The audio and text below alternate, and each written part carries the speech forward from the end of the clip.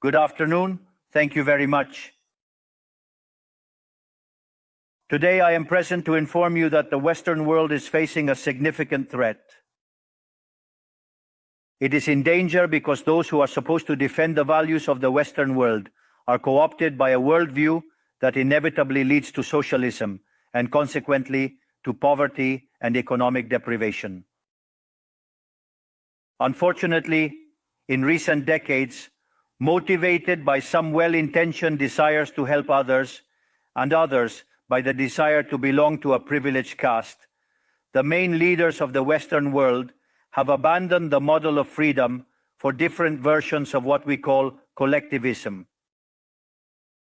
We are here to tell you that collectivist experiments are never the solution to the problems that afflict the citizens of the world, but rather they are their cause.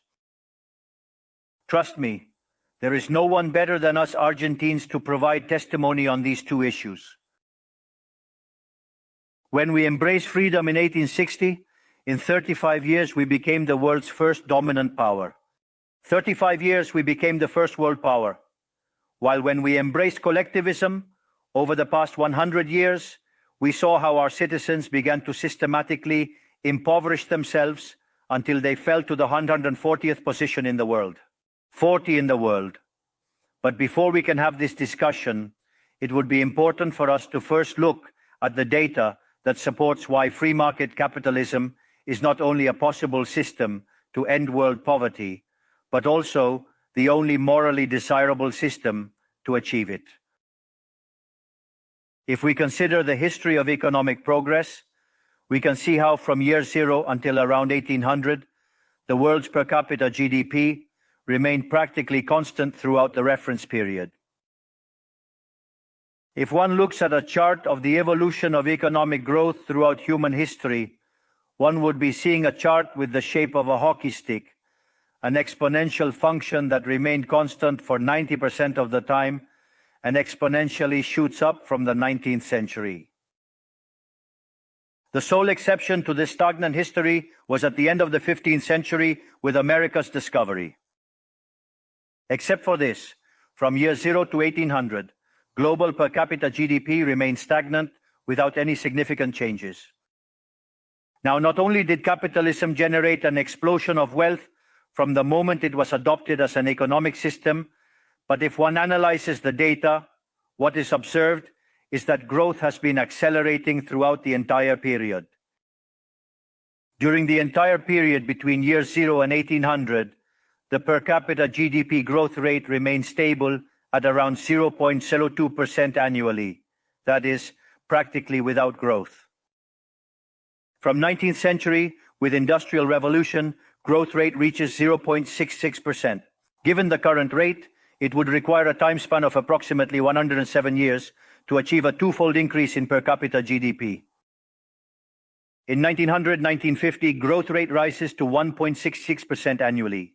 150 growth rate rises to 1.36% annually. We no longer need 107 years to double per capita GDP, but 66.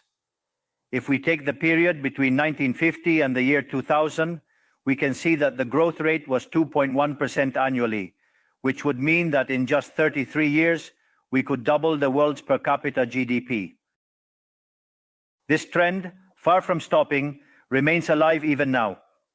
If we consider the period from 2000 to 2023, the growth rate increased again at 3% per year, meaning we could double our per capita GDP globally in only 23 years. Now, when studying per capita GDP from 1800 to today, what is observed is that after the Industrial Revolution, global per capita GDP multiplied by more than 15 times, generating an explosion of wealth that lifted 90% of the world's population out of poverty. We must never forget that by the year 1800, about 95% of the world's population lived in extreme poverty, while that number dropped to 5% by the year 2020, prior to the pandemic. The conclusion is obvious. Far from being the cause of our problems, free market capitalism as an economic system is the only tool we have to end hunger, poverty, and destitution throughout the planet. The empirical evidence is unquestionable. Therefore, as there is no doubt that free market capitalism is superior in productive terms, the left's doxa has attacked capitalism for its moral issues, for being, according to them, as its detractors say, unjust. They claim capitalism is bad because it's individualistic and collectivism is good because it's altruistic towards others. And thus they strive for social justice. But this concept that has become trendy in the developed world recently, in my country, it has been a constant in political discourse for over 80 years. The issue is that social justice is unfair and doesn't contribute to general well-being. On the contrary, it's an inherently unfair idea because it's violent. It's unfair because the state is financed through taxes, and taxes are collected coercively. Or can any of us confidently say that they pay taxes of their own free will? This implies that the state is funded through coercion, and that the higher the tax burden, the greater the coercion, leading to a reduction in freedom. Those who promote social justice start from the idea that the economy as a whole is a cake that can be distributed in a different way. But that cake is not given. It is wealth that is generated in what, for example, Israel Kirchner calls a market discovery process. If the good or service that a company offers is not desired, that company goes bankrupt unless it adapts to what the market is demanding. Create a high-quality product at a good price or attractive, succeed and produce more, so the market is a process of discovery where the capitalist finds the right direction on the go. But if the state punishes the capitalist for success and blocks him in this process, it destroys his incentives, and the consequences are that he will produce less and the cake will be smaller, generating harm to society. Collectivism, by inhibiting discovery and hindering appropriation, ties the entrepreneur's hands, preventing him from producing better goods and offering better services at a better price. How can it be then that from academia, international orgs, politics and econ theory, an econ system is demonized that not only has lifted 90% of the world's pop out of extreme poverty and does so increasingly faster, but is also fair and morally superior? Thanks to capitalism, the world is currently in its best moment. There has never been a moment in history with greater prosperity than the one we live in today. Today's world is freer, richer, more peaceful, and more prosperous than ever before. This is true for everyone, but particularly for those countries that are free, where they respect economic freedom and individual property rights. Because free countries are 12 times richer than repressed ones. Saying goes that in countries with freedom, people live better than 90% of population in repressed countries.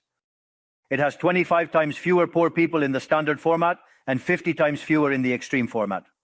And if that weren't enough, citizens of free countries live 25% longer than citizens of repressed countries.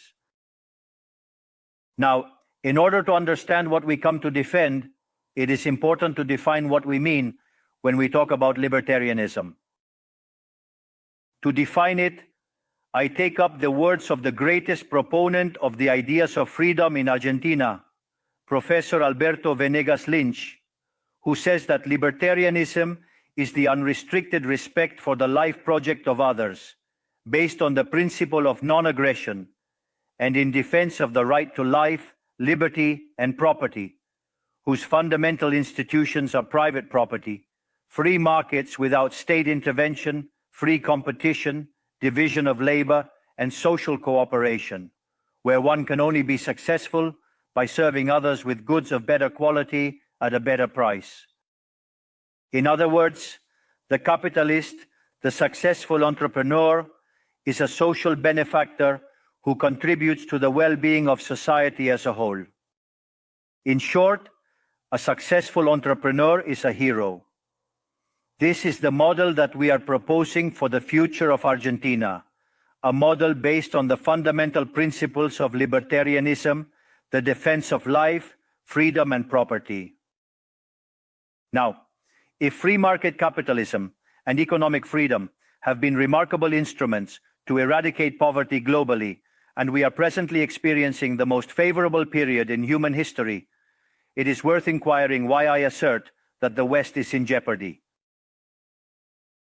I argue that the West is endangered as in countries defending free market, private property, and other institutions of libertarianism, sectors of the political and economic establishment, due to errors in their theoretical framework and ambition for power, undermine libertarianism, opening doors to socialism and potentially condemning us to poverty, misery, and stagnation. Because it should never be observed that socialism is always and everywhere impoverishing, failed in all countries where attempted. It was a failure economically, it was a failure socially, it was a failure culturally, and it also killed more than 100 million human beings. The main problem of the West today is that we not only have to confront those who, even after the fall of the wall and overwhelming evidence, continue to advocate for impoverishing socialism, but also our own leaders, thinkers, and academics who, sheltered in a misguided framework, undermine the foundations of the system that has given us the greatest wealth and prosperity in our history.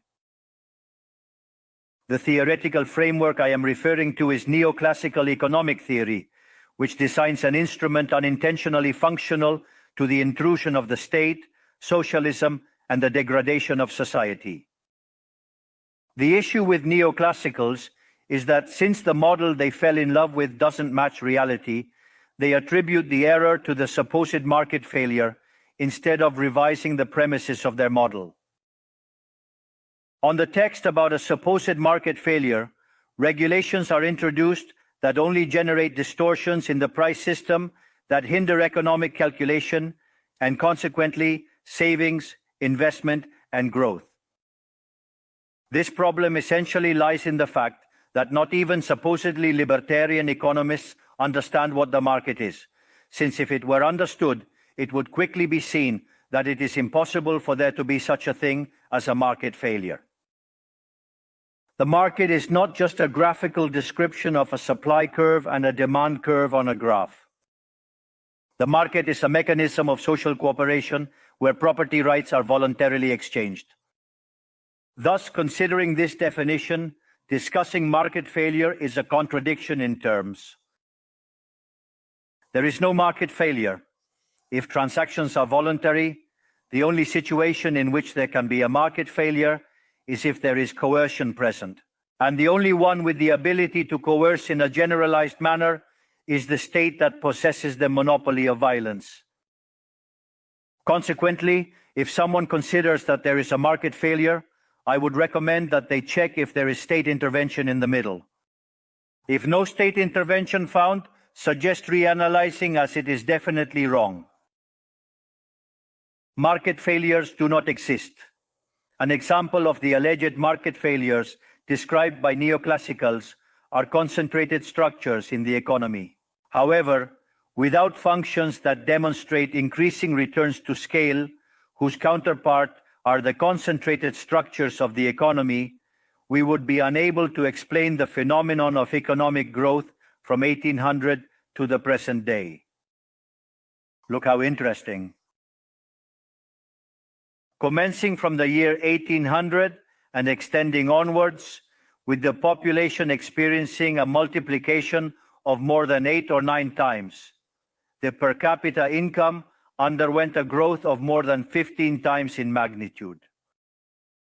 To clarify, there are more returns.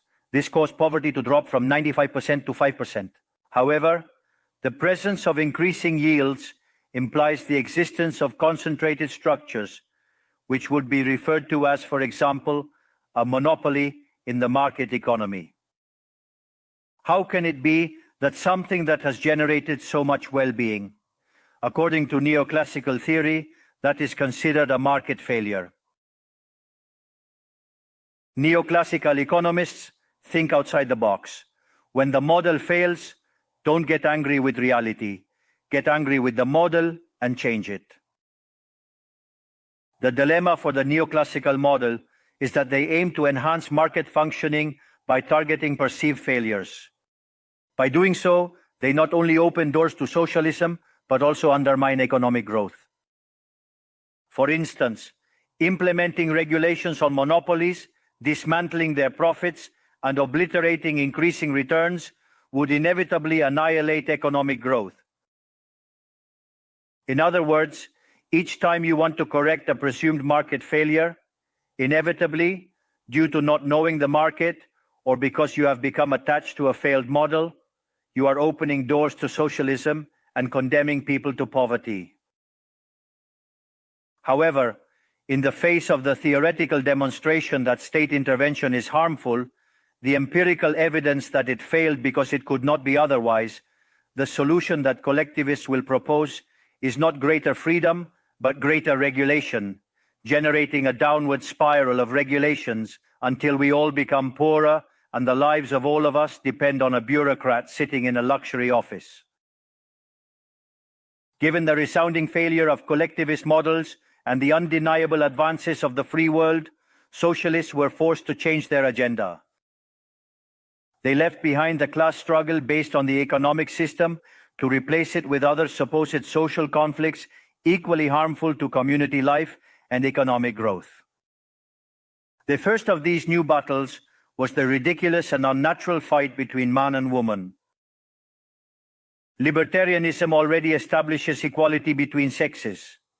The cornerstone of our creed states that all men are created equal, that we all have the same unalienable rights granted by the Creator, among which are life, liberty, and property.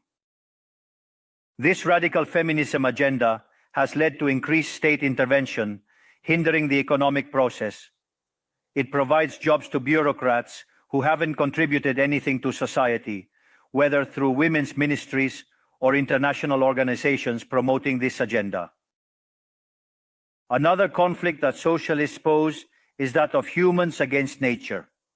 They argue that humans cause harm to the planet and that it must be protected at all costs, even advocating for population control mechanisms or supporting the controversial agenda of abortion rights. Unfortunately, these harmful ideas have strongly permeated our society. Neo-Marxists have managed to co-opt the common sense of the Western world.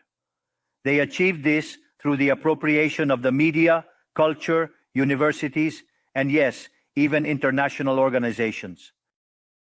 The final case is very serious, as it involves institutions with huge influence on the political and economic decisions of the countries in these multilateral organizations. Fortunately, more of us dare to raise our voices, as we see that if we don't confront these ideas head-on, the only possible destiny is more state, more regulation, more socialism, more poverty, less freedom, and consequently, a worse quality of life. Unfortunately, the West has already started down this path. To many, it may sound ridiculous to suggest that the West has embraced socialism, but this view is only ridiculous if one limits themselves to the traditional economic definition of socialism, which states that it is an economic system where the state owns the means of production. In my opinion, this definition needs to be updated to reflect the current circumstances from my perspective. Today, states don't need to control means of production to control every aspect of individuals' lives. With tools such as monetary issuance, debt, subsidies, interest rate control, price controls, and regulations to correct alleged market failures, they can control the destinies of millions of human beings. This is how we have reached the point where, with different names or forms, good parts of the politically accepted offers in most Western countries are generally collectivist variants. Whether they openly declare themselves as communists, fascists, Nazis, socialists, social democrats, national socialists, Christian Democrats, Keynesians, neo-Keynesians, progressives, populists, nationalists, or globalists. In the end, there are no substantive differences. Everyone argues that the state should control all aspects of individuals' lives. All define a model contrary to the one that led humanity to the most spectacular progress in its history. We are here today to extend an invitation to the other Western countries to resume the path towards prosperity. Economic freedom, limited government, and unrestricted respect for private property are vital for economic growth. The impoverishment that collectivism produces is not a fantasy, nor is it fatalism. It is a reality that Argentinians have known very well for at least 100 years. Because we have already experienced it, we have already gone through this. Because as I said before, since we decided to abandon the model of freedom that had made us rich, we are trapped in a downward spiral where we are getting poorer every day. We have already experienced it ourselves, and we are here to warn you about what can happen if Western countries, who became rich with the model of freedom, continue on this path of servitude. The Argentine case is the empirical proof that regardless of wealth, natural resources, population capability, education level, or the amount of gold bars in the central bank's coffers, these factors do not guarantee success. If measures are adopted that hinder the free functioning of markets, free competition, free price systems, if trade is hindered, if private property is attacked, the only possible destination is poverty.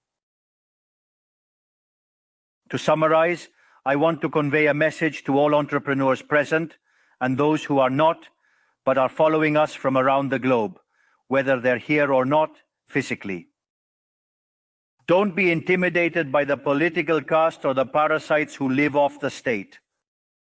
Don't yield to a political class that only wants to prolong its power and preserve its privileges. You are social benefactors. You are heroes. You are the creators of the most extraordinary era of prosperity we have ever experienced. Don't let anyone say ambition is immoral. If you earn money, it's because you provide a superior product, better price, contributing to well-being. Do not yield to the advance of the state. The state is not the solution. The state is the problem itself. You are the true protagonists of this story, and know that from today, you have Argentina as an unconditional ally. Thank you very much, and long life freedom, damn it.